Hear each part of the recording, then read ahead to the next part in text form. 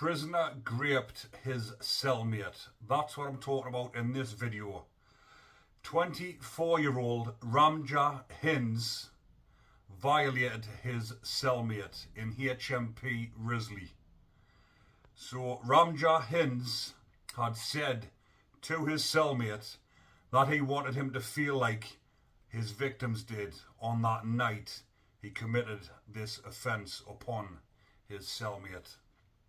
So the two prisoners were transferred to HMP Risley to serve out their sentence. And Ramja was serving a sentence for assaulting a teenage girl. So the offence that he was originally in prison for was one where a teenage girl was walking back from the chip shop and Ramja followed her and put his hands down her pants. Then he was going to further attack her until she started screaming. And luckily for her, her screams made him run away. But he was caught not long afterwards and he was serving a sentence of, I think it was 30 months for that offence. And he only had a few months left on his sentence when he was transferred to HMP Risley along with this other inmate who was also an S offender, and they were padded up together for the night on the VP wing. So the VP wing is the vulnerable prisoner wing, and that is where they put the S offenders. Obviously they can't go into general population mixing with the normal lads because they will become under attack. So they house them all together for their own safety, and that's why they class them as vulnerable, because they're vulnerable to attack from the other prisoners. But it did say that Ramja Hinds was quite disgruntled that he had to pad up for the night with this other offender or the other prisoner. So on that fateful night they were padded up together, he was bullying his padmate, and obviously he must have been in. It did say in the media that the padmate that was violated was in for explicit images of kids, and that's what he was serving his sentence for. But for me, I think he might have previous offending or previous victims, because them chilling words that Ramja said to him just before he violated him, and them words were, "I want you to feel the same as what your victims felt before you done that to them." He then went on to push him onto the bottom bunk of the bunk beds and violate him to the highest degree. And it did say that just afterwards he jumped off, went on top of his bunk bed and went straight to sleep afterwards. So it just shows how disturbed and calculated this individual actually is as well, being able to do that to another prisoner and just falling straight to sleep afterwards with no thought of what he's just done. But in the morning, the next morning, when the doors were unlocked, the now victim, because he went from being the perpetrator to now being the victim, went and told the screws exactly what had happened. And then obviously there was an investigation underway, and when they've took them both the separate ways out of the pad, and obviously the forensics have come in, they did find his DNA on the victim's underwear, so there was no way of denying it.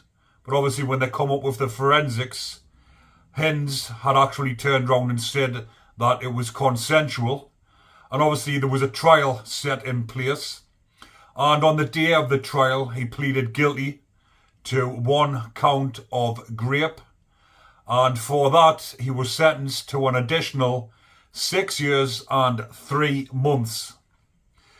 So this individual that was violated will no longer be padded up, because obviously what's happened to him, it did say that he goes on to have nightmares about what happened, and he's now become depressed and anxious. So there's one thing that I was thinking about when I was actually reading up on this. If he has got victims that he's violated in the same way, he will now be very remorseful. I do definitely believe he'll now be remorseful about his victims, and he will be thinking about creating future victims when he has now become a victim of that offence himself. So he will be thinking twice in future of inflicting the same as what has been inflicted upon him. Because for that to happen here is one of the worst things that could happen to anybody, to be violated in such a way. And he now knows how that feels like. So, like I've just mentioned, he will be thinking twice about committing S offences in the future when he's now had a taste of what that actually is like. But again, this happened in HMP Risley, which is a Category C prison in Warrington, which houses both normal and VP prisoners. But people have asked me previously about this type of case, or these type of cases inside of prison. Do the other prisoners get violated in such a way inside of prison? And the answer is not very often. There is cases where it definitely does happen, but it's not like in the States, where when you watch these documentaries over in the States, it just seems the normal and it gets used as a punishment, even on the normal location wings over in the United States.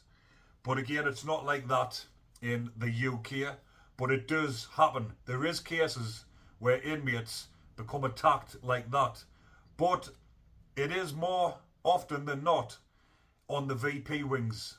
As you can imagine, they're in for that type of offence, so where they can, they will try and inflict more of these type of offences inside of prison if they feel as though they can get away with it, or if they can't contain their urges and they go on to violate the other inmates. But when I've covered stories about murders inside of prison, the majority of them have happened on the S offender wings, the VP wings. Obviously, a lot of them, for the type of the offences that they're in for, the sick individuals, and the ones that are in the high security prisons that are actually in for murder as well as doing the S offence. This is where more of it takes place. Because I have covered about half a dozen murders inside of prison on this channel. And I think the majority of them, apart from one I can think of the top of my head, have all been on the S offender wings. Like I've mentioned previously, they're called VPs, vulnerable prisoner. They're anything but vulnerable when they're out in the community inflicting harm upon innocent women, kids, or anybody for that matter. Because these type of offenders, they don't care what type of individual you are. They can't hold back their urges, and the type of offences that they commit are absolutely, I should say, absolutely sick.